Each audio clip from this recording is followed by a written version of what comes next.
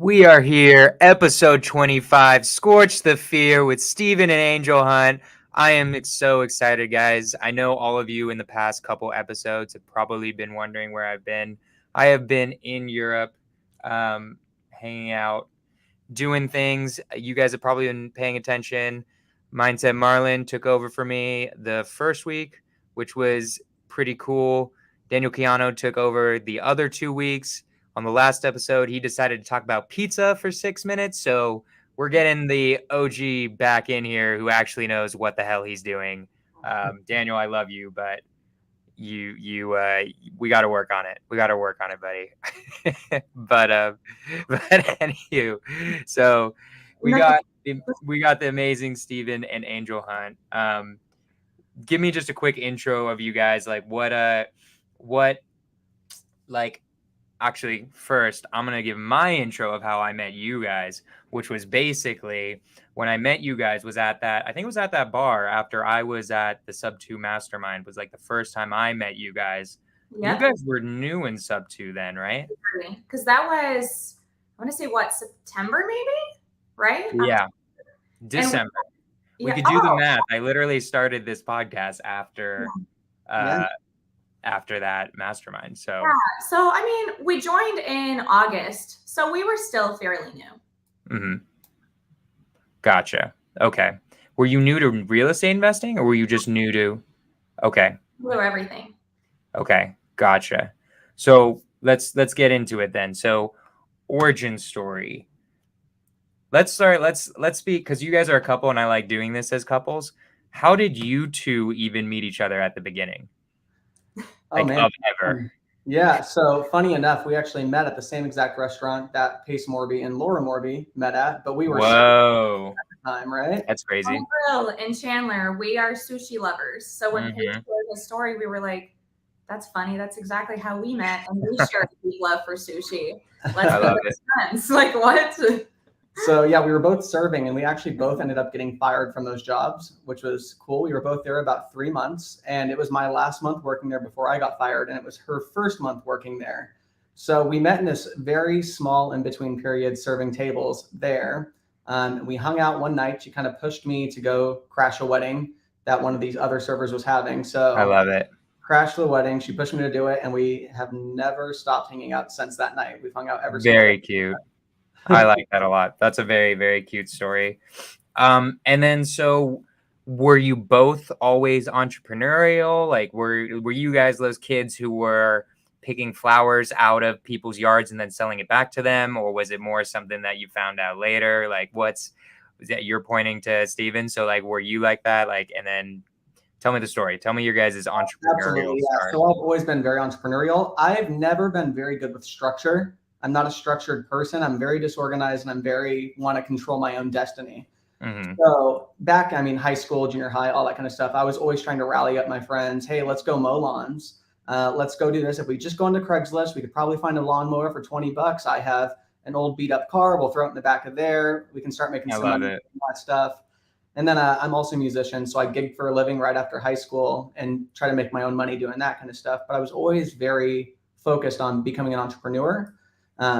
Ended up going into corporate America, but she was kind of on a different path. You were very studious. My background is completely opposite. So I moved here from Russia 15 years ago. English is actually my second language. That's wow, I didn't know that. Yeah. That's cool. So my mom had this like traditional story that you always hear, like wanting a better life. There was an opportunity where we were living. So we had a chance to come here 15 years ago. And so the pressure was always there. Like, I brought you to this country to make something of yourself. You're not going to be average. Life is meant to be lived in this epic way. So I was not entrepreneurial because from a very young age, it was instilled in me, like, you need to go to college because that was not an option in Russia at the time that we were living. You have a better education here. You have better opportunity. You need to go to school. You need to get a killer job. You need to get, make money. And entrepreneurship was always like looked at as extremely risky. Like my mom would always say, like, I didn't bring you here, to take all these risks. I brought you here for a guarantee of a better life. Right. So education and academia was really highly valued in my household.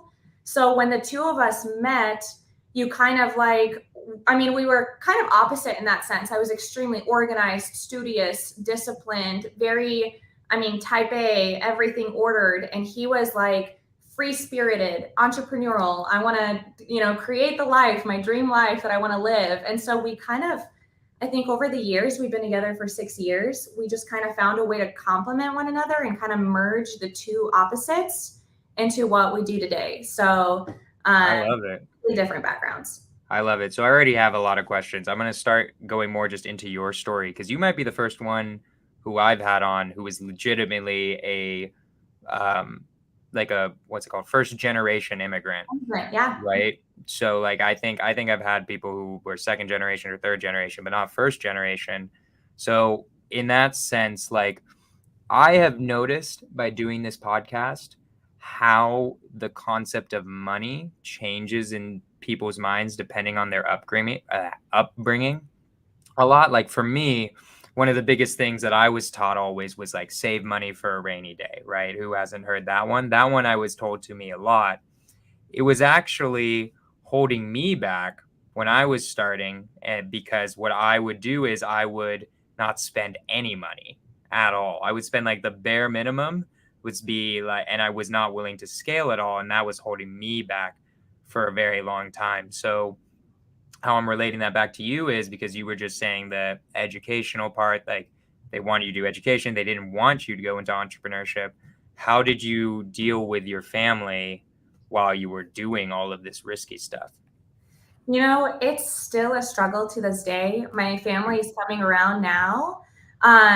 We've tried to start a couple of things. Nothing really took off when we were in our younger 20s. We didn't have the capital. We didn't know how to raise money. We didn't know how to bring in partners or anything like that. But it was good practice, right? I got into medical sales. I got the degree. I got a good job, and my parents were really happy. Like they were pleased. Like my mom was like, "This is it. Like you took the opportunity. This is amazing. Here you are working hard." And then last August, we're like, well, we want to get into real estate investing. It's always been something that we wanted to do. And we always thought this would be kind of on the side as we're working our W-2 jobs. But now we've realized how much passion we have for it and that we're actually good at it. Like it's very natural to us. Steven left his W-2 job very quickly. I mean, gosh, we started in August. Raise the roof. Everyone who's watching this, give him a round of applause. Real estate investing and entrepreneurship is the only place where it's like you got fired or you left your job, we all start clapping. Yes, exactly. Everywhere else, it's like, oh my God, I feel so bad for you. But here we celebrate it. Oh, absolutely. I mean, to give you a background, like we both did the same thing for a living, just different companies, high paying jobs, company cars, matched 401ks, best medical benefits. It's like creme de la creme of corporate America. So when Stephen left his job in order to become an entrepreneur, my family was like, what the hell is wrong with you? You have the best life. You work 30 hours a week and you make 6 figures. Your company's taken care of. Your gas is taken care of. You've got benefits. What more could you want? Like you are already living the life. And when I started to kind of drop hints that this is not my forever either, that I'm going to be following him very shortly, they legitimately, I think for a while, like just were kind of like in disbelief, panic. Why would you throw away such an amazing future? You've built so much. You worked so hard. You went through school. You did all the things right. And you're here. Like, why are you taking this? In their mind, it was like step back and taking major risk, when in our mind, staying in corporate America is a major risk, because at the end of the day, your destiny is in somebody else's control. You get fired at any single moment, and then you've lost literally all of your income.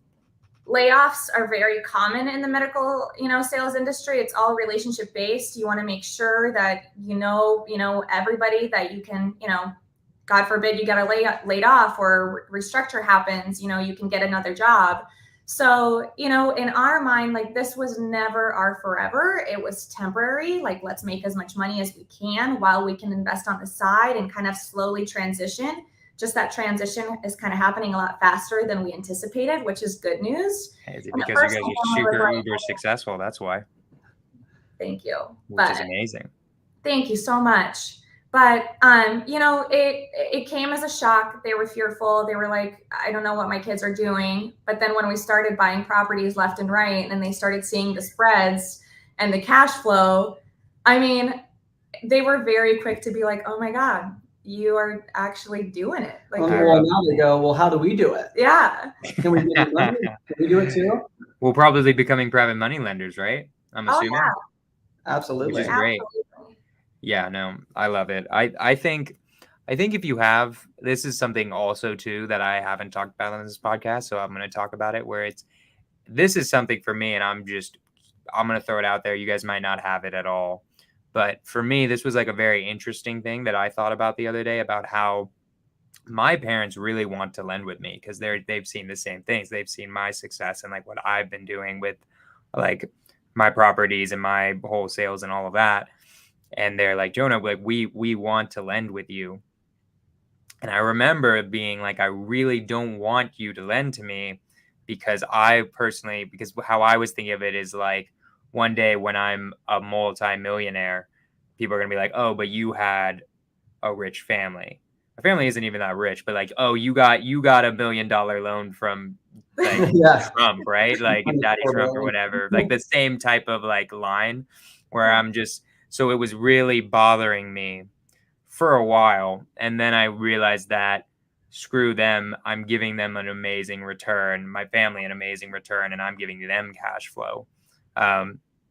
I don't know. I just was throwing that out there in the sense of like, I'm curious if you guys had anything reservations whatsoever from taking money from family members at all. You know, I've had those reservations, definitely. I have those reservations too. So there's the book Rich Dad Poor Dad. I kind of look at my life as Rich Dad Poor Mom to a certain level. My parents are divorced, and my dad was very well-to-do. I've never wanted to take anything from him because exactly that. I don't want people to think that, you know, oh, you got a handout from your dad, which I've never got a penny from him when it comes to my personal life or adult life, I guess I should say, other than when I was younger. So even when we bought our first house ever, our primary house that we live in now, people were like, well, did your dad help you out and this and this? I'm like, no, it's just hard work. So definitely want to utilize Angel's parents' funds that they have sitting aside, and as well as my mom's funds that she has sitting aside too, because they are like the majority that probably won't be able to potentially retire. They have some funds, but not enough to live off of for the rest of their life. So we want to take that and leverage it in a way to where we can help them retire while helping ourselves get ahead. That way it's a win-win for both of us. I love that. I mean, that's it. You basically said right back to me what I was thinking with like my parents. I'm going to take a second. Guys, if you're on IG Live and you want to see the actual beautiful people who are on the other side of the screen, that go to my YouTube channel. Like just type in my name, Jonah Korchin. I was about to say, what is my name? The Skorch. Just type in Jonah Korchin on YouTube and you'll actually be able to watch this with the guests that I actually have on instead of just seeing my face. But that's the only time I'm going to acknowledge Instagram now. So anywho, okay, cool. So we got past the family. It's still sometimes a struggle, but they're seeing that you're doing uber success, which is amazing. How did you even hear about real estate? Good question. So we always originally wanted to get into real estate. How we ended up getting into sub 2 and actually taking action on it is a completely different story. But we kind of set ourselves up. The first year that we dated was fun, just like dating anybody, right? Getting to know each other, all that kind of stuff. Year 2 rolls around. Year 2 rolls around. And we're like, okay, we got to get down to business. Like we have big goals. We have big things that we both want out of life. We actually have to create a roadmap and do this correctly. So we both set out to. Were you guys like, you guys are married, right? I'm not tripping about that. Yeah. Was this right when you were married or right before you were married? No, we met. I was 20 years old. Steven was 21. We set up an upfront contract. This is what I want out of life. Wow. You're either with me Damn. or, you know. That's crazy. At 20 and 21, you did an upfront contract? Oh yeah. We both come out of long-term relationships, which probably sounds stupid because that means they were high school relationships if we were 20 and 21. But we knew enough at that point in time. I knew the person I was dating at the time didn't have big money goals, and I had big money goals, and vice versa for her too. So we both set out and said, this is what we want. We don't know how we're going to get there, but we're going to make it happen. So we set up that upfront contract and we mapped out exactly how we wanted our life to go. And we knew we wanted to get into real estate investing because that's what rich people did, or stocks. And we did a little bit of both of those, right? So we read. I gotta pause. Hold on. Where did you even get that idea as a 20 or 21-year-old? When I was 20 or 21, I was in a frat partying. Like literally, that's what I was doing. I had never even heard of an upfront contract. I've heard of this idea recently of the being like to make like being in a couple really work in like a marriage. I thought it was like right before marriage. That sounded more like marriage stuff to me. So where did you even hear of that idea? Well, we didn't know it was called an upfront contract back then. That was not the intention. Now, looking back in hindsight, we're like, oh, we totally did that. But we were both in relationships for 4 years with our prior ex-boyfriend and girlfriend. And so we came out of it both kind of like, man, I know what I don't want. Like, I know what it didn't work out. So this is what I want going forward. And we were both really ambitious, driven individuals apart from one another. So when we had a conversation, I was like, look, my past relationships don't work out because foundationally we were different. Like, you have to kind of have some similar foundations, like religion, politics, money, like big topics. You got to share some, things. Like, I know most of them. You need to share most of them. Right. Like, foundation, you got to agree on, because if you don't foundationally agree on things, then gosh, you're going to argue a lot. So I kind of straight up told him, I'm like, I know this sounds like a lot. I'm 20 years old. I probably sound like an entitled snob, but I'm ambitious. I'm driven. Like, I want somebody who's going to make at least, at that time, I was like, at least $200,000 a year, who is motivated, and is going to want to, like, that's what I'm looking to do myself. And I don't need a deadbeat, like, bringing me down. I don't need, like, an anchor weighing me down while I'm trying to, like, sail forward. So are you going to be with me, or do I need to already kick you off my boat? So we kind of had that conversation. And that was my filter, like, if you can't stand the directness, because I'm an extremely direct person, then you're not for me anyway. But to him, he was like, oh, like, I like this girl. I was like, hot damn, yo. Yeah. This girl's Here's the thing. She wanted the guy that was making 200 right then and there too. And I was like, let's pull back a little bit from here. I was like, let's see what you have to bring to the table, which is not a lot right now because you're also a server. So let's calm down. So we took that step back. I was like, if you invest in this relationship with me, right? If we can grow this together, I promise you that we can build the exact life that you're looking to have and then some. But you're going to have to trust me to do this with me. And she did. And that definitely worked out. It's funny because you literally said that. You're like, invest in me and our relationship and it will pay dividends. And I'm like, this is hilarious. Like, we all are, like, we're the same person. Like, yes, let's do this. Hell yeah. So that's kind of how it started. And so we started reading books and educating ourselves. And one of the first books we've ever read was Rich Dad, Poor Dad. And, I mean, like, as we started doing more research, we found commonalities. Like, what do wealthy people have in common? They all invest and they all have real estate portfolios. So how do we get into real estate investing?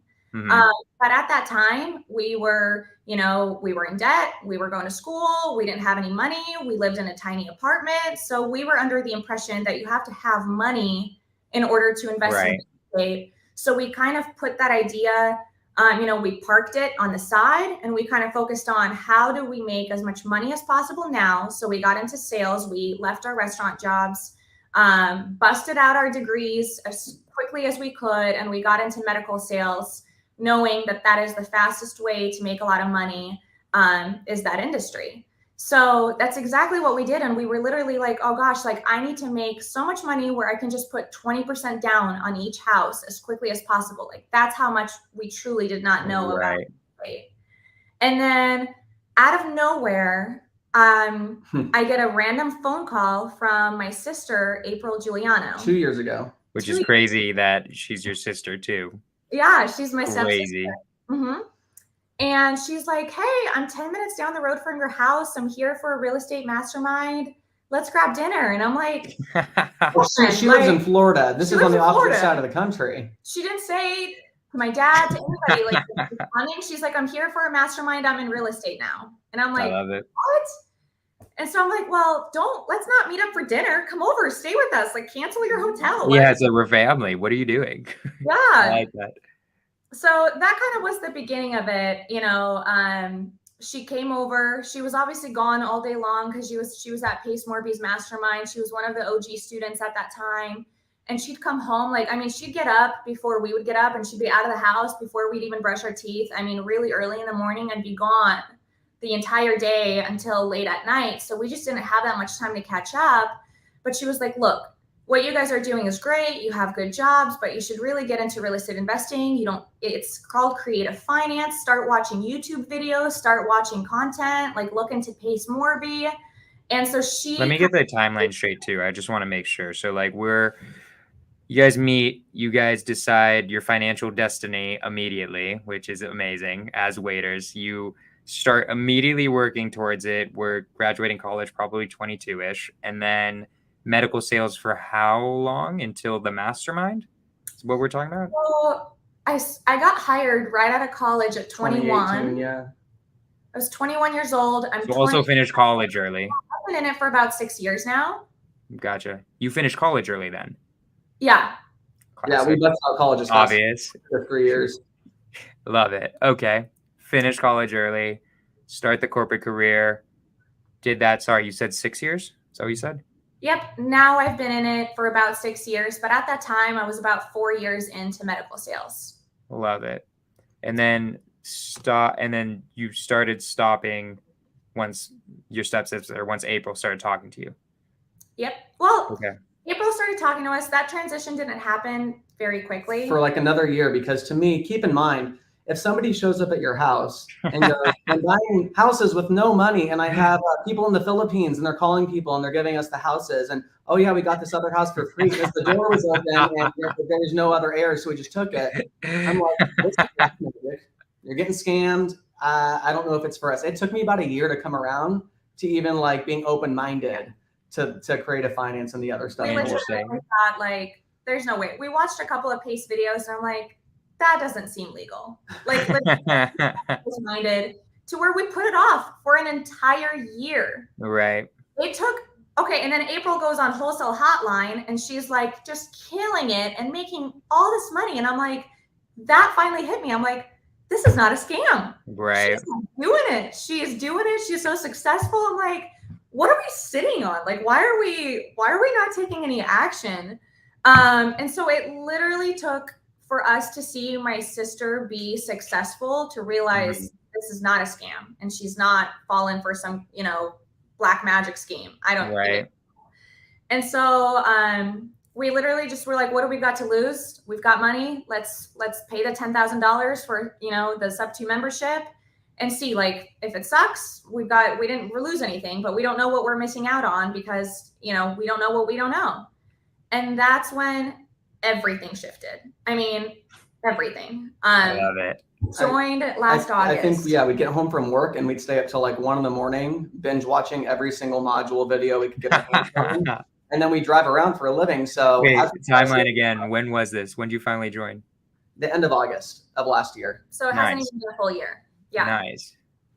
But we were very wrapped up in our jobs too. Things were constantly changing with our jobs. We traveled quite a bit too. So it was hard for us to really put our head down and make this work. And it was killing us inside to be like, man, we really want this thing to work.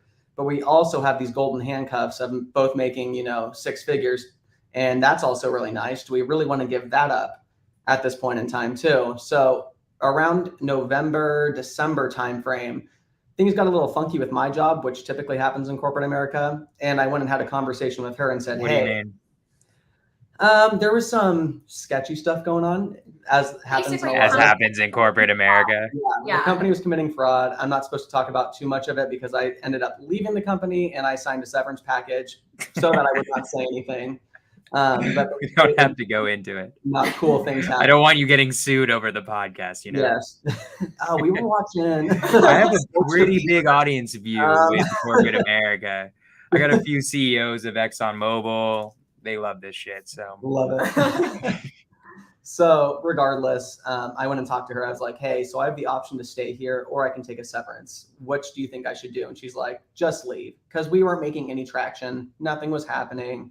And we made the decision that it was best for me to leave. That's the only way that we could really give this our all. And that's what ended up happening. And as soon as that happened, that's when the entire landscape changed for us. Game changed.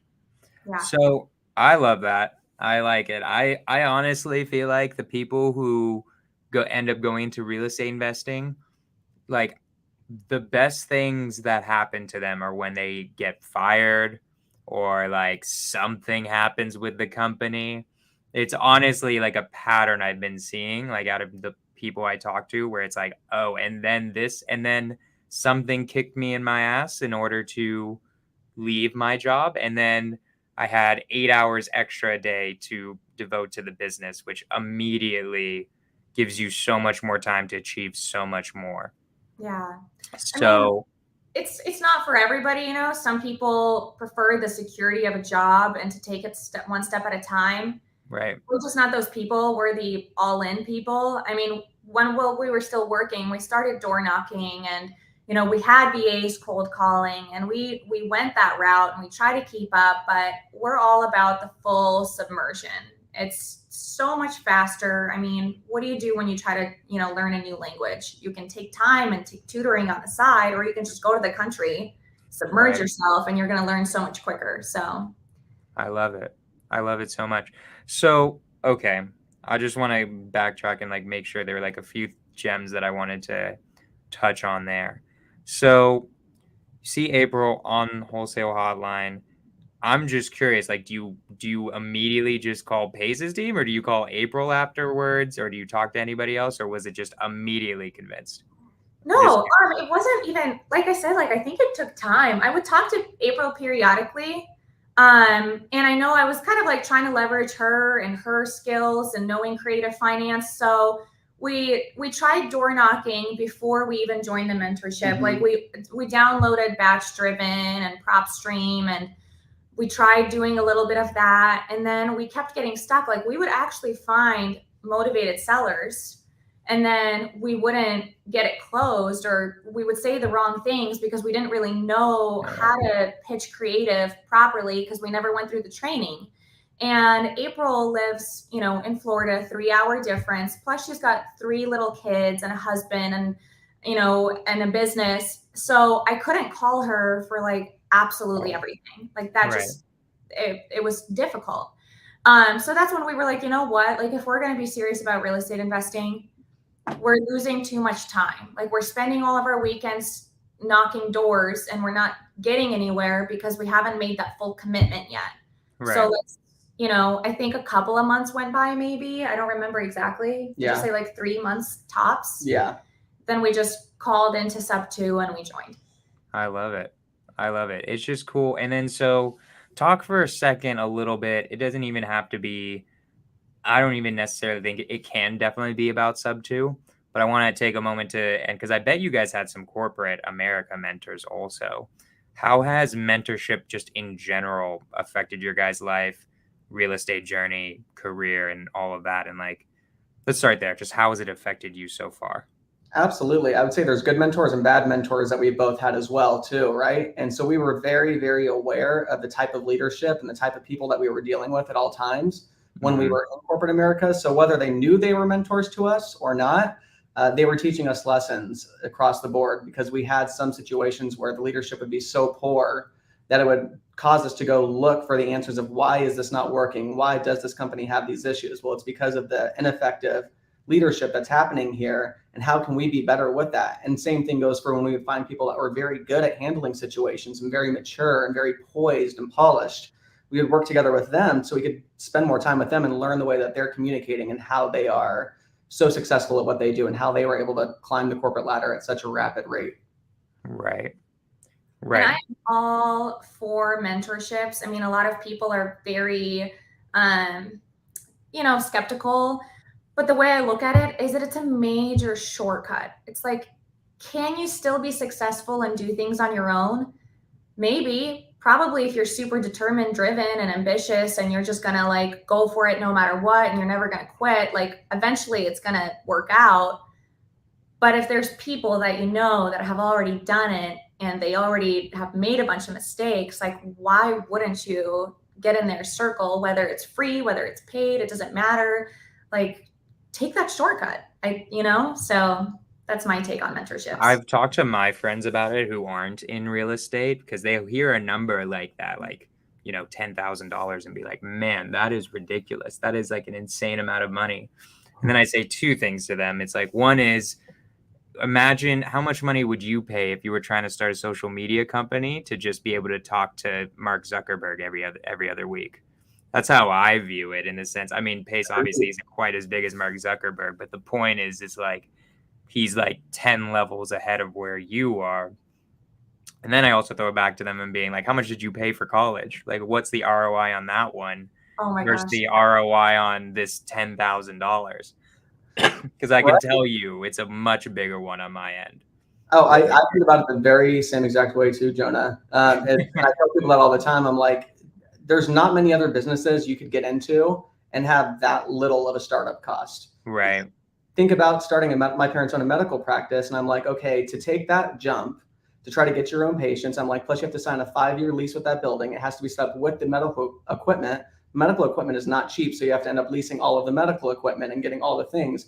You're looking at 6 figures just to get started without a single client or patient. Payroll and everybody that works for you.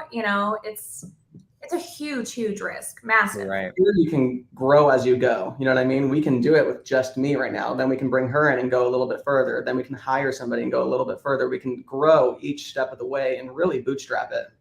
Also, like, correct me if I'm wrong, but I bet there isn't. Like, are there like medical practice mentorships? Like in the same way there's some, like, right? No, like it's also the fact that real estate investing just in general has so much education and knowledge out there that you can just access in a way that you can't with other businesses. I think most other businesses, you kind of just have to figure it out. I mean, yes, you definitely can connect with higher level people, but I think it's a lot harder than any other one. I mean, it all comes down to, networking. There's not like an official mentorship that you sign up and you pay into where you get plugged into a community. But when you think about mentorships, just get plugged into the right people. If you see somebody super successful in whatever you want to do, regardless of your industry, find a way to rub shoulders with that person. Like, what kind of value can you bring to them? Learn from them. How did they get from point A to point B? How, what steps or what can you learn from them to get yourself there as well? So, I mean, you can find a mentor in really anything, but no like official mentorship programs or anything. I gotcha. I was just curious. It would have just been really funny if you said yes. I would have been laughing and like been like, interesting. Let's go look this up right now. Getting all these stuff together to one another about how to run practice. So here's the thing. So I'm kind of curious what your guys' opinion is on this. I feel like it is interesting, like what I've heard when I ask this people, and I kind of want to stick to the subject of mentorship for a second, in the sense of like, because I get this question a lot, and the issue for me is my answer is going to be a lot different than other people's. Is like, how does one find a good mentor, right? People have asked me that before. And the issue is, I'll be honest, the way that I did it was I saved up the money and I joined Astro. And that was like how I did my mentorship in real estate investing, where I was like, I just paid for it basically. And I'm just curious, it might be the same for you guys too, but like, what do you think for somebody maybe who is starting out and didn't have as much money? What might be a good way that you might give them some recommendations? If when you have any. Joining a mentorship or where to get the information? Finding a mentor in general. Yeah, I think that's going to be doing your own due diligence, right? Right. Really diving into the industry that you want to be a part of. So if that's real estate, the good news is there's so many different areas you can go to, so many different gurus, if you will, that are in that. And the same goes for stocks or any other kind of investing or even business in general. There's just so many people that you can go to. What I would recommend is really assessing all of those people. And it's not who's giving you the information, but how you're actually receiving the information from that person. The majority of self-help books that we all read is just a reworded version of Think and Grow Rich if you end up really breaking it down. So that's all the same book, just worded differently. So for some people, Think and Grow Rich, because it was written in the 1930s, might come off too dry and too boring to them, but they read, the 10X Rule by Grant Cardone, which is essentially the same thing. And to them, that hyped them up and that really got them going. So for them, the best mentor is Grant Cardone in that situation. So it just really depends on what fits your personality and where you are currently at in that moment, I think. Yeah. And to kind of piggyback off of that, like, I think some people, the word mentor sounds so official, as if it's like, I'm going to go meet with my mentor. Like, for example, I've got 2 mentors in my life, and I don't think they even really know that they're our mentors, but I look at them that way. Like, for example, we got plugged into our local real estate community here in Arizona, and I go to this all women's investress group that's led by Shireen Dora. And she is so experienced, so insightful, so eager to always learn, to like give away her knowledge, everything that she's learned. And I openly ask her questions about certain things like, hey, do you have a resource for this? Or do you know how this works? And, she's officially, not necessarily officially my mentor, but I kind of look at her as almost like a mentor role, because I know she's knowledgeable, she's experienced, she's extremely kind and giving with the information and experience that she has. And I know if I was in a situation where I needed help or had an issue, I could go to her. So in my mind, I kind of elevated her as like a mentor role in my head, but it's not necessarily anything official. I mean, same thing we've got another big investor out here in Arizona. His name's Zach Keeps. It's too hot right now, but he leads this hike, every other Sunday. And again, he never specifically like mentored us one-on-one, but we've gotten so much one-on-one time with him and in small group, like intimate settings where we could pick his brain about, he's been in real estate for over 20 years. And he's taught us so many little tips and tricks and gems that in a way I unofficially kind of look at him as a mentor as well, even though it's not a one-on-one thing and it's not super direct. I look at those 2 figures as fantastic mentors. So I really think, like that. Yeah. I like that a lot. I like the fact that you're highlighting that a mentor doesn't have to be an official mentor. You are now my mentor. It can be you learn something from somebody and feel like you can just go to them. I like that a lot. And we do it with intention too, right? I think you really have to be intentional when you are seeing those people. So anytime she goes and she's going to see Shireen, or we're going to go on a hike and we're going to see Zach, or we know Zach's going to be somewhere, anybody we look up to in that way, we discuss before we go there, what are we trying to learn, right? What's one piece of information that we could really gain when we show up here? So if we want to learn more about private money, we go to those meetups and we intentionally only talk about private money so we can learn how to raise more of it. So we always have a subject that we go into and we ask all the people the same question, as well as the people that we think has the right answer. We kind of cross-reference it all. So that's a theme in your guys' entire life that just hit me, is that you guys are, as a superpower, is intentionality. I can already tell by the fact you started at 20 being like, I'm going to be rich. It's going to happen. We just need to figure out what all these rich people are doing. And I'm going to start gearing myself towards there. So I can already tell that you guys are special in that way.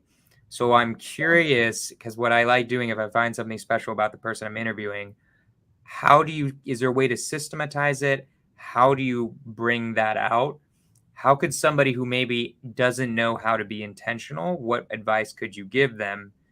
Because I already know intentionality is half the battle. How the hell are you going to get what you want unless you know what you want, right? Yep. But I think there is a process to it. So maybe touching on like, what is your process, or how does one become intentional? Right now for us, I'll take it back, but right now for us, it's extremely organic because we've been like this for so long with each other, but it didn't always start off that way. It was more so talking about that big picture. Okay, what do we want? What does this life look like that we really want? I'm like, well, I know there's a helicopter involved. I want to have a helicopter. I was like, I definitely want to do that. And the house has to be 15,000 square feet. That's where it started. Like that's what we would look at. And then we'd go walk around the neighborhoods that had all those things, that had the 15,000 square foot houses. And we'd talk about it and we'd see it. We'd touch it and smell it, all the things, right? We just wanted to be around it. And then we would sit down and we'd write lists of all the things that we wanted, right? Not just the wants, like the fun. So we'd write lists of all the things we wanted. And then we'd start working it backwards. So we'd take all these steps back and just slowly work it all the way backwards until we figured out what can we control right now in this moment that's going to take us to the next step on that list. Okay, so love that. Figured out, then what's the next step on that list, right? And we didn't know specifically how we were going to do it. We just knew, okay, we have to accomplish this one thing in order for us to make a little bit more money. Okay, now that we're making a little bit more money, we need to do this thing. Then we need to do this thing. And we were always willing to take those risks and jumps, whether it was investing in stocks or any of that stuff. We just wanted to get involved and actually do it. Okay, I want to take you back to when you were, are you still making lists? No, still like a thing? Not as much. I do. I'm a very visual person. Like I write everything out. Like I have our needs list. I have our wants list. I have a needs list for me to leave my job. I have a wants list for me to leave my job. I have Steven just has no idea. He's just like, what do you mean? I've never seen a list. I haven't seen a list in 6 years. I didn't even know there was a list anymore. I have to. I'm like a type A, organized, crazy person. So some of it, like I have to visually just look at it every single day. But we don't write the list together anymore because we just genuinely talk about it every single day. Like a lot of people at first, like our families and our friends, I think, like, I don't want to use the word judge. Our families kind of actually did. They were like, why are you so money hungry? Like money doesn't buy happiness. You know, you're so obsessed with it. But I truly believe like you have to be obsessed with something in order to truly believe it does buy happiness. 100%. I mean, it buys a peace of mind. It does. Here's the other thing too, right? People don't understand that the pursuit of this is so exciting to us that we're so genuinely happy on every step of the process that every time any small thing happens, the smallest thing can happen. Hey, this person said that maybe kinda they would want to talk to us. We're like, holy shit, we got to go talk about this for the next hour. We got to go walk around the neighborhood. Like it can be the smallest thing. And that process is so exciting to us that we love just moving forward. And our families finally also realize that too, where they're like, okay, you're not obsessed in like a harmful way. You're obsessed in a way where it's bringing you so much excitement and joy that that's the right path for you to take. Yeah. I love it. And I love it. You know, a lot of peace of mind comes with it as well. Like you said, Jonah, money doesn't buy you happiness, but it does buy you peace of mind because I truly believe 90% of problems can be solved if you have money. So I said money does buy happiness. I was joking. Like that's what I whispered into that mic. Yeah. I think that the sense money buys happiness. I mean, you remember this from Clever, right? I honestly think I forgot his name, the main speaker, when he said money buys happiness, you're not buying the right things. Like when you like start your own charity and you're like literally building houses in the Dominican or Haiti or wherever he was, that's the type of stuff where I feel like you can buy happiness. And then you're right. And then it also gets the comforts of life, like what you're talking about with like the houses and the helicopters and the cars and stuff. And that just stuff is fun. Right.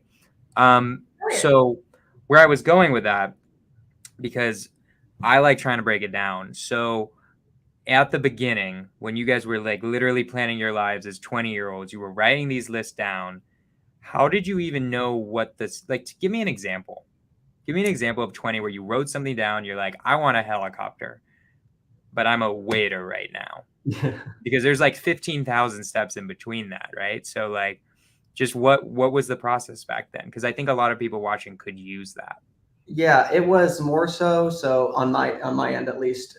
It was, okay, I need to make more money if I want to at least get to this next step. If I'm serving tables, there's only so much money that's going to bring me. So I need to build a skill set that I can either market or utilize that can make me more money and that's transferable all over the place. And I knew that skill set for me at that time would be sales because it was communication. And I knew that no matter what, sales was the oxygen and the heartbeat to any organization. So in order for any company to succeed, you need sales. It's just the reality. Otherwise, there's no money coming in. So I jumped out of the serving job and actually we applied to the same sales job. In fact, she was in college and so was I. And we both applied for the same exact sales job. I ended up getting it, which was super cool because she ended up getting a better sales job right after that. She was a little butthurt at first, and then she got away. I heard that I got the better sales job. There you go. was like, shoot. Bada bing, bada boom. So we both get into sales then in that case, and we're like, okay, now we're officially making a little bit more money, because your first sales job is like, you're really not making much more than a server unless you're just crushing it. So we go, well, how do we start crushing it? So we would order like 10 books on Amazon at a time that were all sales related books. And we would both take turns reading those books. I would read one and she'd read a different one. Then we'd switch off on the books. And every night we'd go on a walk and we'd talk about what we learned in that book and our interpretation. And then once we stopped the books, we would then talk about how did she perceive that book and how did I perceive that book, so we could see the difference in our opinions and the way that we perceive things. And also so we could grow and see the things that we might have missed, because you miss things in books, right?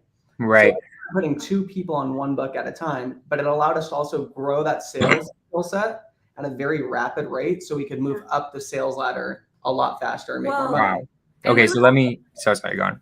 Yeah, we would also like role play with one another. Like, in order to get really good, you need to hear yourself constantly talk and pitch and, go through objections.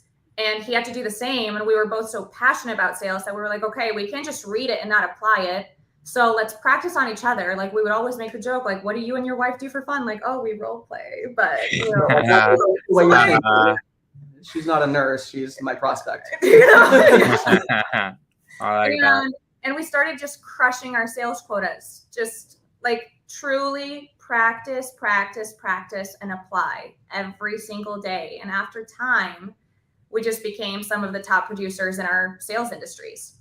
Well, that was crazy. So I'm going to try to break it down because I'm going to try to extract what somebody could do. What you did is you chose something that you knew would be useful. So this makes a lot of sense to me. You saw the helicopter. Obviously, there are 15,000 steps to get to a helicopter. This was what I was curious about. So, but you knew one step of it is being good at sales. So now I'm just going to become a master at sales. I love that. I love the idea of, it's like, okay, I want this. Here's one thing I'm for sure going to need to get this. So I'm going to go all in on this very important skill. I'm going to read books on it. If I have a partner, I'm going to switch books. We're going to review it. We're going to practice it on each other. That's amazing. I really, really like that. That's a cool little gem. Thank you. I really like. So next question that I want to get to, it's a bit of a different topic. How is it owning a business with your husband and wife? How does that go? It's awesome. You guys ever want to kill each other, or is it the most amazing thing ever? It is literally the best thing in the entire world. Love it. And it's working with your best friend. Aw. I mean, and when you think about it, we actually talk about it a lot. I mean, we didn't realize how much we liked working together until we didn't, because we met each other working together. We were kind of always helping each other out when we were serving. Even when we were bartending for a while, I'd help him shut down the bar and, I'd clean while he's going through money and finances and closing everybody out. Like, we always collaborated really well. And until we stopped working together, we both went into medical sales, but working for different companies. He'd come home and we would have the same things to complain about, because we were literally in the same job. So we finally started seeing, bigger qualities about one another, where his strengths lie and where my strengths lie. And we started realizing, while we both love sales, we're completely 2 different salespeople. He is incredible at taking initiative and prospecting and kind of breaking into accounts. And I am actually really good at managing those accounts, preserving the relationship with them. I'm fantastic at follow-up. Can you put me in a seller situation? Can I lock up a contract? Yes. But he is much better at, creating those relationships and initiating. And I'm really good with the follow-up, where he's on to the next one. He sucks at follow-up. So we've been able to kind of figure out each other's strengths and weaknesses and kind of leverage each other for those situations.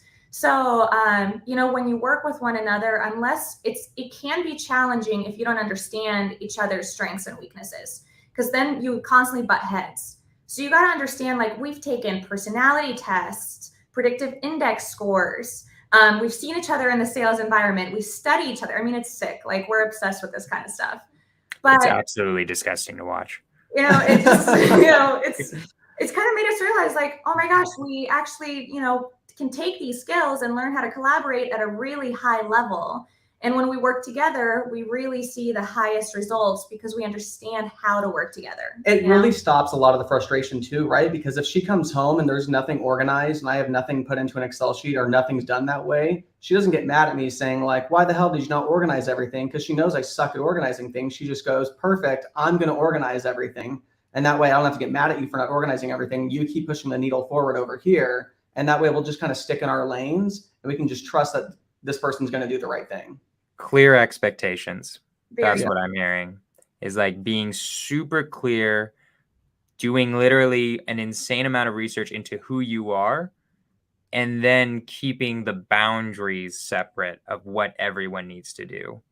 That's what it sounds like to me. And that's like perfect. I mean, it is so hard for people, I think, I think it's people don't naturally understand that people aren't like them. I know that sounds weird because most people think they understand that, but I don't think they actually know what that means and like understanding the little nuances of it. So I'm just saying, like, I'm damn impressed about like how like you guys are at it, like very quickly, like especially when you were 20. I mean, like I'm good at it now. I mean, I don't have a business partner, so it's easier, but I am just learning it with my employees right now. Like now I have employees, I have to understand like, okay, this is not like something I can teach you. You just aren't meant for this task. So I need to take you off of this task. Right.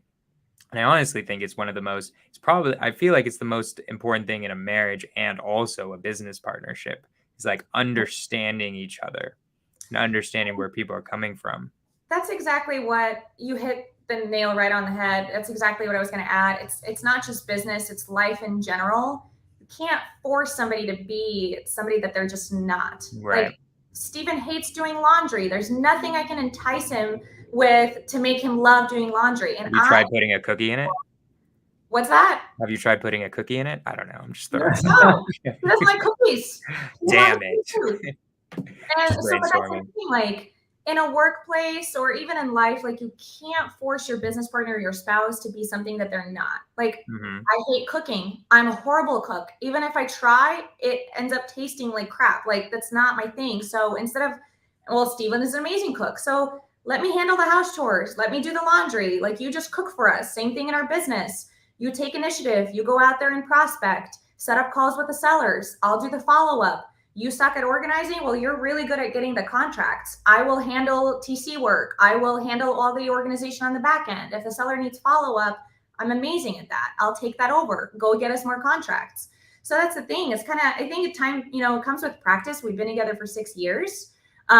So it's not going to happen, day one. You're not going to set up these expectations and everything's going to be smooth. Right. Immediately you're going to go through challenges because it's a self-learning process too. Like a lot of people just don't know what they're good at either. So until you start doing the thing and realizing this comes really naturally to me. I'm actually really good at this. I enjoy this. And now I see you're not as good at this. Like, why don't I take this part over? And I see you're just excelling in this area, like stick to that and, and just kind of go from there. I love it. So what's the process? I'm curious because it's interesting because I have a process because I'm different than you guys in the sense I'm doing this by myself. So I have a process where like I'm starting this process where it's like I'm constantly trying to be aware as much as possible when I'm doing something and it's not conscious. Like for instance, like this is not business related at all. When I'm bored, I just start eating. It's like a natural thing where it's like if I'm getting bored of this damn Zoom call, I go in, I get a cracker, and I come right back. It's something like I don't know why. It's just something in my subconscious, and I've started noticing it. I do the same thing with like personality stuff too, of being like, I am much more like Steven. I can do organizational stuff. Obviously, I do enough where the business is running, but like it is draining me right now that I'm having to organize all of my videos and make all of the trainable courses and stuff like that. Staying organized is not my strength at all. And I'm starting to learn how to just like consciously try to do it. I'm curious with you two, it sounds like you notice each other and like, do you utilize each other where like one will just say the other, be like, hey, I'm seeing this. Can you recognize this now? Like, I'm curious, is that the way you guys do it?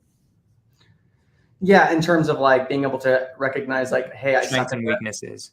Yeah, absolutely. We know our strengths and weaknesses very well because we talk about them every single day, and we talk shit to each other about our strengths and weaknesses. Like it is what it is. Like it's We're loving very to direct. us. Yeah, I love it. You have to be, right? If I wake up and Angel put on a dress and says, "Do I look good in this dress?" I'm not going to lie to her if she looks like she gained 5 pounds in that dress. Like I'm going to say, "Hey, you look a little pudgy in that," and she'll tell me the same thing. "Hey, you kind of lost, your muscles. Like you should probably go to the gym again. You're not looking good." So we're very direct. Brutal honesty. I like it. Brutal honesty. Because how do you get better when you sugarcoat everything? I'm not saying like be a jerk to your business partner or your husband and your wife. Like obviously know each other, like each other's insecurities. Like he would never say something to me that he knows purposely. Right. But it's never malicious. It's always loving. And that comes to business too, is like, I had to like gently tell him like, hey, why don't I take over TC work? You're dropping the ball on some of the details. Your emails are kind of sloppy. Like you're selling things. The numbers aren't this, like you're missing a lot of the details. And it's not my favorite part. Like eventually I want to delegate that role as well. But for the time being, if I have the time to do it and I can, and we're not doing that many deals where like I have to delegate it yet. I'm just more detail oriented, so I'll do it. So like talking shit to each other is like, it sounds harsh, but it's just being direct. Like I'm noticing that I could be doing this better. Why don't I take it over? Right. And we have to pivot constantly. I mean, truly, we're only 26 and 27 years old. I mean, we'll be 27 and 28 in a couple of months here, and we're constantly learning something new about each other and ourselves every single day.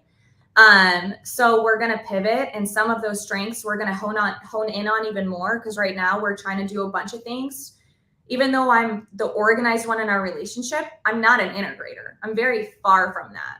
So I don't necessarily want to be stuck in this role forever. I'm just doing it for the time being because I'm just more organized than him. But down the road, once our business is, bigger than what it is right now and we're growing, I want to delegate that role to somebody else who's uber organized, who's like really got systems and operations down and can, teach me a lot of the things. Mm-hmm. So you just got to do what you got to do with what you have. I like it. It's interesting to me too, because I was about to literally go into that. I'll do it for the audience, for people who don't know like what visionary and integrator even means, just real quick. So it's off this book called Rocket Fuel. The idea is the visionary. It's the easiest way to say it is like Steve Jobs and Steve Wozniak, in the sense that there's the Steve Jobs is the visionary, who is the one who's like leading the business, like doing the sales, the marketing type of stuff, and like leading the company kind of wherever it needs to go. While then the integrator is the person doing the back end work, organizing people, actually making sure the systems are there in order to achieve the goal, and creating standard operating procedures, and like hiring people and making sure that people are like making where they're supposed to be and all of that type of stuff. So in the sense of what I was about to ask you guys is, how is it having two visionaries working together? Like, I know if you're more organized, it means, because there isn't like a full visionary and a full integrator, just like there isn't a full extrovert and a full introvert. So I'm just curious, like, because it sounds like you're doing the integrator role, right, Angel? More or less. I mean, half of it. Half and half. I mean, we both scored. Like, I was kind of right in the middle. Like, I could be a visionary, but I could be an integrator. But I don't enjoy integrator tasks, truly. But I'm also not as much of a visionary as he is, because I'm a very logical thinker, black and white, and he's very creative. So he is much more of a visionary than I am. Like, I could be, but his dreams and his vision are like 10 times bigger than mine. And so I just kind of like go with it. Like, whenever he's got an idea, I'm just like along for the ride. I'm like, yep, sounds good to me. Like, how are we going to do it? I'm with it, because I'm a dreamer. Right. So as long as you can provide the vision, I can get behind it and I can dream just as big as you can. I'm just not the creative where like I don't come up with the ideas. Like the ideas are all him. I'm just the visionary supporter. If that I like it. But okay, so you don't. So okay, so you were like in the middle. What I was going with that is I was curious if you felt like when you do the integrator roles, if it felt unnatural at all, or is it more like it's okay, like I can do this. It might not be as much as I enjoy sales, but I can do the integrator stuff. Like it's not like for me, and I bet for Steven would say the same thing. Is like it's kind of burns you out a little bit. At least for me, like if I'm doing it all day. Like I am not working it's not happening that I'm working a 10-hour day just doing integrator stuff. It's not, I would blow my brains out. Yeah, right? I get annoyed when she's doing integrator stuff when I'm home. I'm like, come on. I'm like, I'm sick of watching you do it. You know? Let's have some fun. So yes. That's good. I was just, my point was it's good to hear, Angel, that like you're not like on our wavelength on that end. Cause I interviewed a couple who was like where like the woman and the man were both like that. So I was curious, like it was interesting hearing their perspective, but it sounds like you've got it basically is what I'm trying to say. Which is good. I've got it for the time being, but can't wait till we grow big enough to where we can like, bring a true integrator. I love it. So I've gotten like sidetracked on so many different things that I don't think we've actually gone into what is your business. Like I think we forgot to ask that. Like, what are you doing? Yeah, so we follow a B2B business model. So what ended up happening was after business to business for anybody who doesn't know. Yes, business to business. So we follow a business to business model. So that's a lot of business words there. Anyway, after I left my job, I took a look at the business and what we were doing. And we had the VAs, like she said, we had all the systems that were recommended to us through these mentorships. And at that point it was, hey, we're making money. We don't have as much time. So let's just throw some money at this and hopefully this can start to take off a little bit and we'll go with that. And that did not happen at all in that way. So once I actually joined the business full time, I took this full week and literally canceled every single subscription we had, got rid of the VAs, got rid of everything, and just took a week to really understand what do I want? What is it going to look like? That visualization again, that big picture thinking, how can I really scale this? And then how can I reverse engineer this all over again to do something that's going to work for me? Because I was having a hard time talking with direct to seller leads. And it wasn't because I couldn't do it. I'm so corporate when it came to some of that stuff to where I'm like, man, I'm freaking them out because, they're like, hey, yo, dog, what's good? And I'm like, hey, it's Stephen Hunt with blah, blah, blah. Like I was just so corporate. Like, this guy is like literally going to steal my money. I'm not going to talk to him. Like he's way too polished on this. So it just wasn't really working out for me. So I'm like, if I'm already good at talking to high level individuals, I've already learned how to break down the door and talk to CEOs and VPs and all these people at massive organizations. Why wouldn't I focus on that? How can I implement this in my business, right? So then I started thinking of, okay, what are businesses that are actually involved in people's pain in painful situations? So I started making lists of all of those types of businesses, right? And I thought, okay, I only have a few $1,000s a month that I could spend on marketing, but these companies that are already getting the leads for these specific scenarios are spending hundreds of thousands of dollars on marketing. So why would I not leverage the money that they're spending? And if I can be a value add to their business, they can send me those leads directly. So let me give you an example of that. That would look like me going to a plumbing company that's spending lots of money on getting leads, right? Mm-hmm. One of the houses we purchased, that plumbing had gone bad. It burst in all the walls. It was down to the studs. There was asbestos. Who was the first person probably there when that problem happened? It was most likely the plumber. So if I can have those plumbers saying, hey, I know you don't have $40,000 to fix this or $30,000, whatever it is, but I know somebody that'd be willing to actually purchase your house and help you just get to the next step if that's something you're open to. And they go, yeah, perfect. Let me talk to them because they don't want to deal with the problem and they don't have the money for the problem. You're getting them right before anybody else does. It's the most urgent lead. They're in an urgent, immediate pain right then and there. So they send you that lead, you buy the house, and now you're using that plumbing company or giving them a referral fee, right? I could use that plumbing company for a lead they would have lost at that point in time because the person can't afford it. And I use them to fix the plumbing then. That way they're like, cool, we got paid. This worked out. It was a symbiotic relationship. we're going to keep referring everybody to you that's in these specific situations. And you really try to hone in on what those specific urgent situations are that you have knowledge on so that you can talk to those companies. I love that so much. So, okay, I'm Jonah. I haven't done a deal yet. Do I go into the yellow book and just start calling plumbers and saying I'm a real estate investor? Or what are the steps you do? So I had a feeling that wasn't the answer. So what do you do? Yeah. How do you do this? What you're going to do in that scenario, right? You need to understand what their pains and what their needs are going to be and how you could solve that for them in that situation. That's number one, right? So what I would do is not say that you're a real estate investor. You are a company that provides this service, right? So here's how I do it with ours. I list out all the different ways you can transact real estate, but I do not call them what they're called in real estate. It's not a subject to transaction. I call it a mortgage adoption. Who are you calling? Are we talking about plumbers? So that was just one situation. So what we've specifically built our business around is hospitals, because we come from the medical industry. We'll call on hospitals, and we never say that we're real estate investors. That is the one thing that you don't want to say, because people already have, an idea of who you are, what they think real estate investors are. They don't look at us as, problem solvers. They look at us as people stealing people's equity, right? Like that's some of the, misconceptions that's around there who don't understand the industry. Right. So what I was basically saying is that the way that we structure our business and the marketing for that business is that I take all the different types of real estate transactions and I productize them. I turn them into a service. So now I have services that I can offer to people as my business, just like That's the pitch.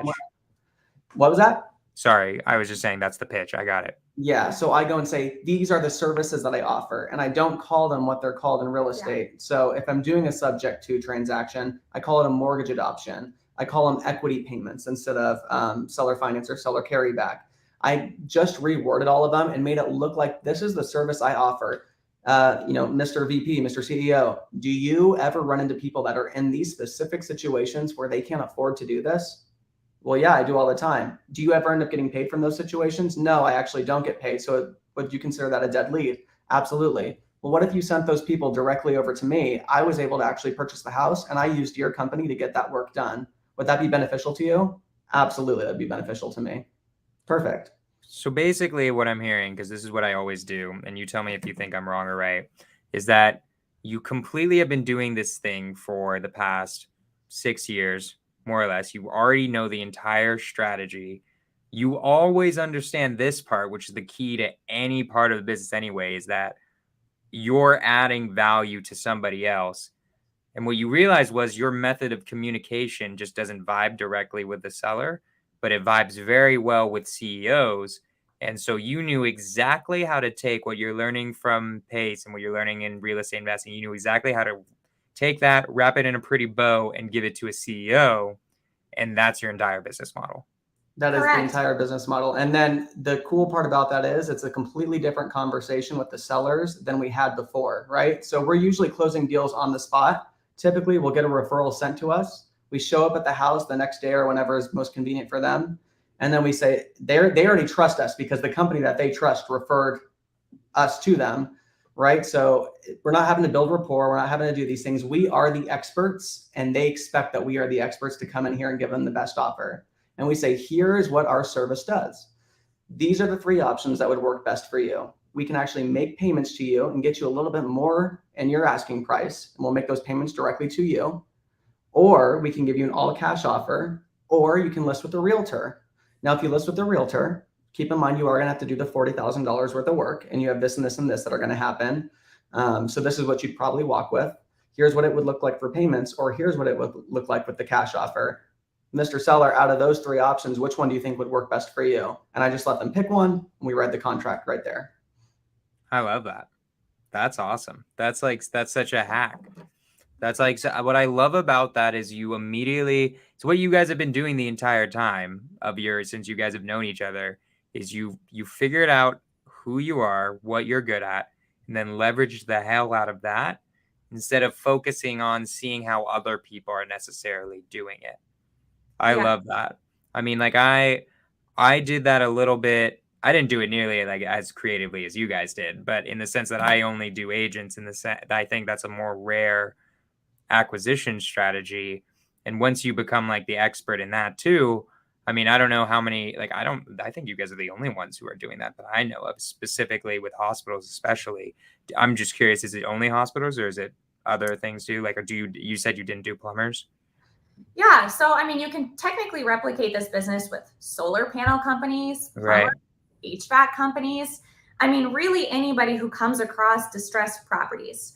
What we've honed ourselves in on is hospitals solely because we come Medical from sales. the medical field and we've already done it. The reason why we don't recommend it is because you have to know so much about the hospital system.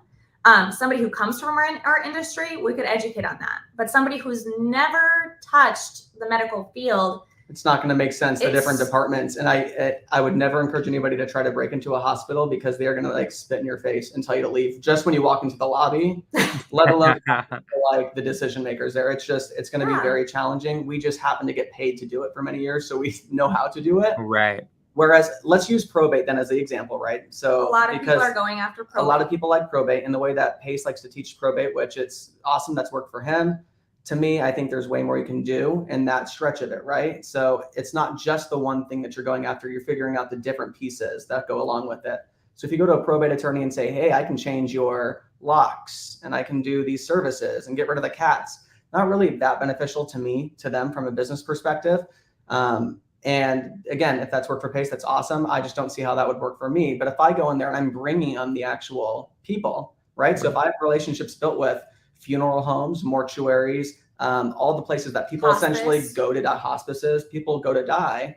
And I can say, okay, hey, hospice, hey, you, hey, this, I can offer you this service. This is what my company does. And now I have a web of these people where I can refer out to each other, and I'm feeding all these other businesses with my leads. So anytime they run into leads, they want to refer those people back to me, and I'm just plugging and playing, but I'm collecting all the houses in between.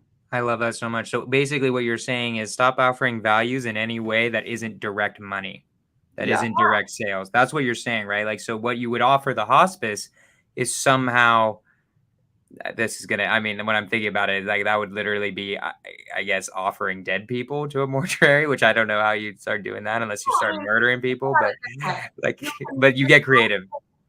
You can go door knock hospice or, funeral homes directly and just say, just use a discovery process, right? Like ask some questions. How do you get your leads? What kind of clients do you typically see? What are some of the challenges that you see with those clients? Do you run into situations where they don't have, probate and, they don't have a living trust in place? They've got to go through probate. Do they have a good probate, attorney referral? What happens if they own an asset like a home? Is that challenging for the family to deal with? Understand what the pain is. Go in there and be inquisitive, like truly ask, list out questions in order to understand what do they do? How do they get their leads? What are their pains and what are their challenges as a business, and figure out how you can help them with their pain and their challenge. If their challenge is converting, these clients, so to speak, because they don't have the manpower for probate attorneys and people who deal with real estate solutions and, figuring out the family's finances and other asset management, create a web of referrals. Well, what if I brought to you a portfolio of resources? I work very closely with a probate attorney that is expert in exactly what you see. And then on top of that, if they have a property or something that they can't figure out, we're actually property solutions experts. We can find ways, creative ways to, get the family the money quickly if they need a quick cash offer. We can finance it if they need payments over a long-term period of time, whatever the case is. If they need to list it with a realtor, we can help that out as well. And then build that rapport, take those clients over to the probate attorney, feed the probate attorney like, hey, I just brought you leads. I mean, think about it like that too, from the funeral home perspective, right? Most people probably wouldn't go to the funeral home to get those leads, but guess what? Most people don't have money to pay for a funeral. Hey, what if I gave you a cash advance of $5,000 while I purchase your house, right? So, and you tell the funeral home, I can make sure that I can pay you. I'll personally pay you. So that way you can get more of these leads. You're buying their house on the back end, put a note secured by the deed of trust on the back end. Boom, you paid for them. They're stoked because they didn't have to come out of pocket when their mom just passed away and you bought the house, right? So you figured out all these different solutions to get everybody paid, and everybody thinks you are literally the savior that just came in and saved the day. I love that so much. There's so many gems in that even blew my mind in that. And I've thought about a lot of different stuff like this. I'm just saying, like, you guys will 100%, I'm calling it right now on this podcast, like, date it right here. You guys will eventually become so successful with like what you're doing with the medical field. And like I can already tell, like, you're just gonna keep replicating it even when you're done with hospitals and, probate or whatever business you decide to do, where you will eventually do a course on how to work specifically with businesses. I'm calling it right now. Throwing it out there. I'm planting like the seed in your guys' mind where it's gonna happen. We definitely want to do it. We want to get a lot more proof of concept and be able to break it down very simply for people so that they can follow it and they can do what they're good at, right? We already had a background in medical. If you have a background in some of the blue collar work, I want to be able to share how can you take what you know and just productize that service. I love that. I love that so much. So I'm going to ask mainly one question on that, because this is just my thought, is like, so Angel, you were talking about that interview process, and I love that. How does one get that initial interview? Like, what value adding to them initially at that beginning because like maybe I don't know what a funeral home really needs, but also why would they talk to me? Yeah. So, I mean, it just kind of depends, right? So you want to go in there, it's basically door knocking, right? You're door knocking businesses. You're going to get a tons of no's. And sometimes like you truly don't know how to add value because you don't know anything about the business. Find somebody who's willing to give you a few minutes. Go in there with a pitch, some brochures, and just be like, look, I am so and so. I specialize in I'm a property solution specialist. I think I may have something that will add value to your business, but I'm not 100% sure, and I would hate to waste your time. Would it be okay if I took you to coffee or took you to lunch or maybe brought you a Jamba Juice over your lunch break and just picked your brain a little bit to see if there's any opportunity for us to work together and collaborate? I think there may be, but I just have a few questions to ask, and I would hate to waste your time. I know you're so busy, Mr., Mrs., whatever. And just ask for some time because, I mean. Yeah. And do a little pre-market research. If you're going to a funeral home, how much does a funeral typically cost? You can Google that, right? That's probably on Google. Oh, $5,000, $10,000, $15,000. What is it? Do you find that it's typically $5,000, $10,000, $15,000, right? Give them literally rhetorical questions that you probably already know the answer to. Yeah, it is actually. Oh, does anybody ever have a problem with affording that? Everybody, actually, just about every single person we talk to can't afford that. Oh, well, if I was able to change that and I was able to pay for that for them, would that be beneficial to you? Yeah, that would be crazy. Could you actually do that? I sure could. Let me show you how, right? Yeah. And you break it down. So it's doing a little bit of market research. And the benefit there is once they see the value in what you're doing, you go, do you know anybody else that's in your exact position that you think would be able to benefit from this too? I'm trying to help as many people as possible. And they go, you should call Mike, Tom, and Larry. And they'll give you their phone numbers. And you call Mike, Tom, and Larry. Hey, Mike, Tom, Larry, Gary just literally referred me over to you. Can I have 5 minutes of your time? Perfect. Yeah, come on in. Because now it's already this law of familiarity that's there. And it's very easy from that point forward, once you get one person to say yes, to be able to go off of their resources and find more people. And that's truly the key. Like, find one person that will give you the time of day. And if the presentation or the conversation goes well, you never leave without asking, who else do you know that would benefit from my service? You need to get a referral, and you need to start building that referral list where you're constantly meeting with people and you're busying up your calendar. And with each interaction you have, you're going to learn more and more about their industry, about their business, their pains, and you're going to come up. I mean, like I said, we work with hospitals. We didn't know that was the niche we were going to go into until we realized, holy crap, like, our hospitals are so busy with all these elderly people who, fell in their house. And they don't have any family members here locally. They live in a different state and they're no longer able to live on their own. And they have this property that they can't sell because it's super dated and damaged and full of cats and poop and all kinds of things. And they're in the hospital. And they don't have the money, to get themselves out of the hospital and transition into a home. So guess what we did? We offered to work with the hospitals directly and said, hey, what if we actually pay these people's ways out of the hospital and transition, them into a care facility. And we will pay the down payment, the first month's rent, and the last month's rent of this care facility in order to get them off your hands. They don't need to know how we do it. some people ask, majority don't. Like, they're so like dumbfounded and so like amazed that we can pay somebody else's way out of the hospital and transition them. They're like, oh my gosh, your service provides that. Some of them think it's a personal loan. They don't really get into like the nitty gritty of what we do. They want but the we result. Explain it. They just want the result. We explain it to the families like, well, how are you going to pay my grandma's bill into this? Well, does she live in a house? She can no longer live in a home. What are you going to do with the home? Are you planning to sell it? Well, it's in a really bad condition. So we don't ever truly come out of pocket when we, front this money. We actually put a lien on their property. So it's secured by the property. So if we agree that, they're going to sell the house to us, we agree on whether it's going to be creative, cash, listed on the market, whatever it is. If they're going to go through us, we're going to get Grandma out of the hospital. We're going to pay for her care facility needs. We're going to give them whatever they need in exchange for the property. So we're just making a super convenient, easy transition so those seniors can live out the rest of their lives at peace, and they're finally out of the hospital. And at the end of the day, the hospital is so happy that we freed up a bed, that they just keep sending more referrals. They see the proof of concept that it's working, it's quick, it's urgent. Once we get that referral phone call, it's go time. It's like the phone rings and you got to act on it. It's very, very urgent. So when they see that, we're a company that stands by our word and we follow up and we follow through, the referrals just keep on coming in. And guess what? Who else do you know? Do you know another hospital director, that could use something like this? What other hospitals are full of patients that can't pay their way out or don't know what to do? And that's it. I love it so much. That is like such a cool gold mine. That's like, I don't think I've heard anything like that ever, like in this business. I haven't heard a single YouTube video. I don't think Pace really gets into something like that. That's amazing. I cannot wait to see you guys become so successful, and it is, I'm saying it right now, like it's going to be like you are doing a disservice to other people, not teaching them how to, obviously not in the medical field because that's your thing, right?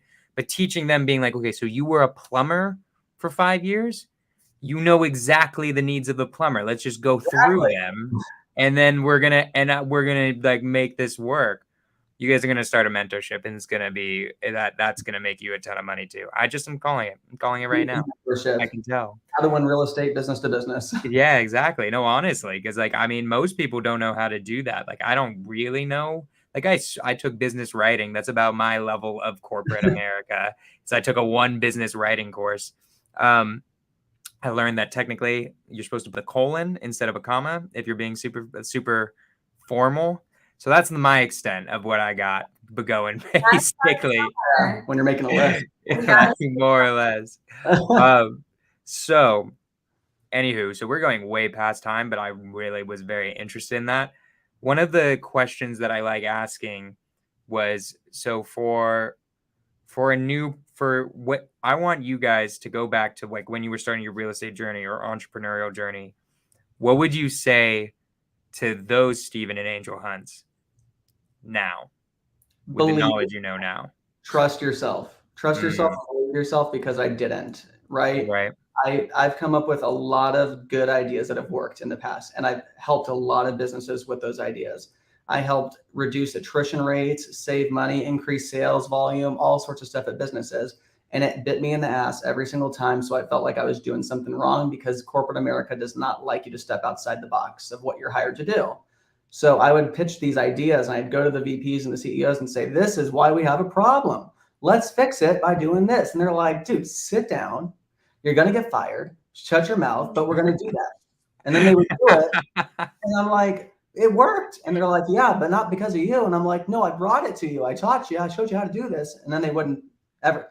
Then I was on the chopping block and I'd have to switch jobs. And it happened multiple times. And to the point where, like, now when we started our own business, I was like, I have a gut instinct that this is going to be a good thing and that this will work.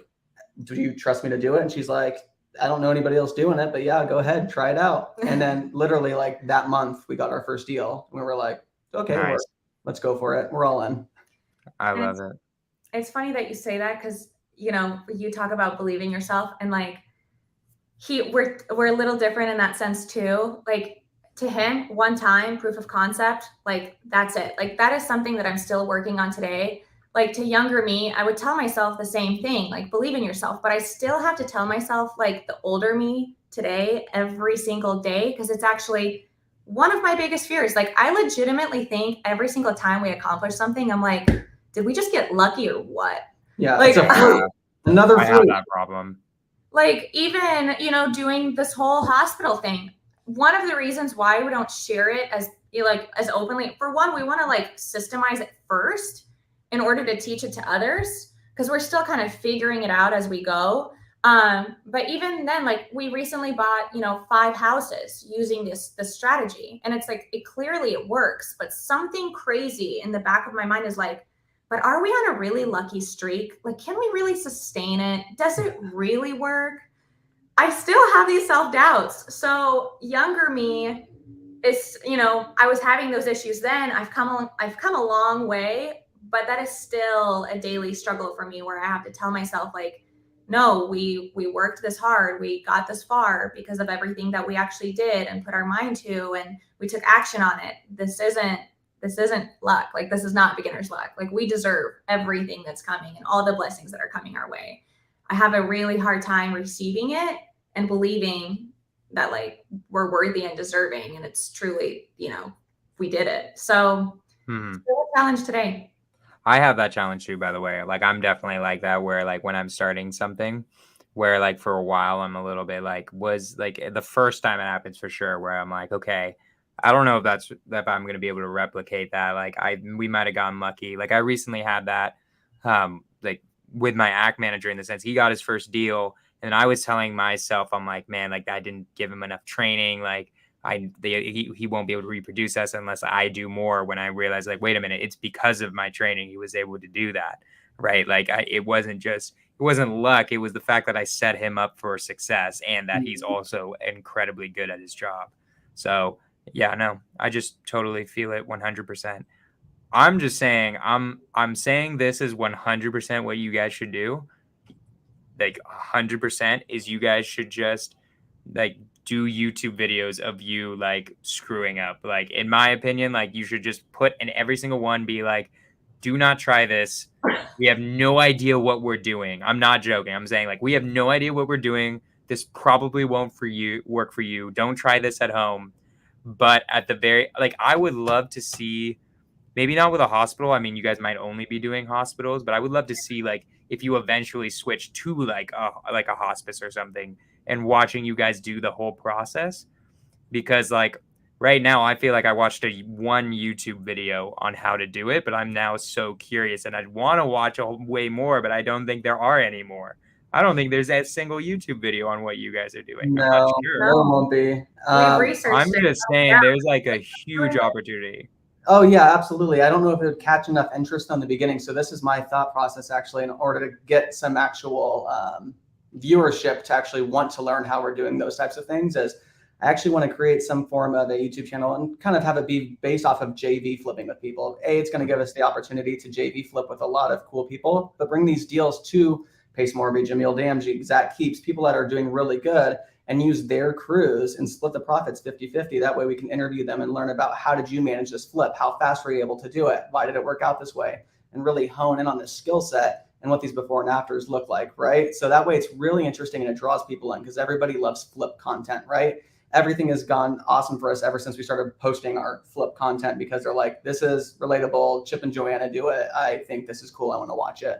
But teaching them that kind of stuff, I think it gets a lot of people drawn in and interested, and then being able to kind of segment away from that a little bit once our personalities are known, that kind of way, and be able to teach people from that point forward as well, because it draws people in. Kind of like talk about the process, but like, hey, here's a little bit of background information of how we even got the lead in the first place. Because I guarantee, like, YouTube is algorithm, it's all clickbait. If we started saying like, this is how I, bought a house from a hospital, like how much clickbait is I going to get? Like, I don't know how many people. I think that would get a lot. I think it's like, let me show you how I bought a house for free from a hospital. Teach you how to follow up in a corporate email to a business-to-business lead. I'm just saying, I think you're underestimating. So I think you're underestimating the algorithm. I'm just throwing it out there. 100% do the flip content too, But like, I honestly think that's something very special, and you should not keep it to yourselves fully. I understand I'm not saying with the whole hospital part, because there's a lot of intricacies there that people shouldn't be doing, right? Because you guys have so much knowledge. But I would say what you should do on YouTube is literally be like, you just explain the hospice way incredibly well. You should like I'm just going off on like ideas right now, but you should like different businesses, different industries. Yeah, somebody like that would be so sick. You have a YouTube channel, it's like send us a business, and for the next month we're gonna get a deal. How we can pull a house out of that business. I will pull a house out of a freaking I don't even know. Like I'm gonna pull a house out of a freaking watch store. We're gonna get a deal from a watch store in the next 30 days. That is some clickbait stuff right there. I'm just saying, I think that would be fun. And even if you don't get it, like it would just be a fun process. It would be so valuable, even for me, to just watch you guys like doing the process of what would get you a house eventually. If that kind of reminds me of that, whatever the game is, like the 27 degrees of Kevin Bacon, where it's like I can track Bacon down into like any kind of from any movie. I feel like it'd be like that. I'm like, well, actually, we started not with the watch business, but it all started off with the zoo. And yes. The reason I started with the zoo was yes, that would be so sick. I want that. Like I my vote is for that. And if you guys did it, I'll sponsor it. I'll bet like we'll just have it on the beginning of Skorch the Fears every single day. Like I'll throw a couple hundred to have like my Skorch the Fears on it somehow. It would be amazing. I honestly think whether you feel ready or not, doing that would be so damn entertaining and educational.